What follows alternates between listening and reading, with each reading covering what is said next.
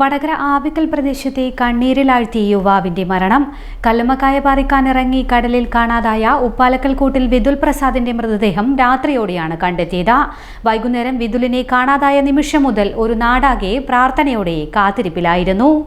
തിരച്ചിലിനൊടുവിൽ രാത്രി 9:45 മൃതദേഹം കണ്ടുകിട്ടിയത്. മിഹ്റാജ് ഫൈബർ വള്ളക്കാർ എറിഞ്ഞ വലയിൽ മൃതദേഹം കുടുങ്ങുകയായിരുന്നു.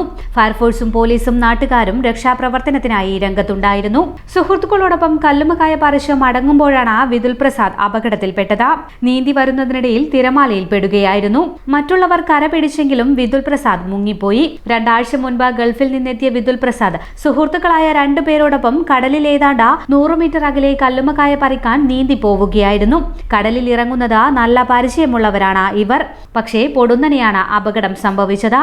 മൃതദേഹം ജില്ലാ ആശുപത്രി മോർച്ചറിയിലേക്ക് മാറ്റി.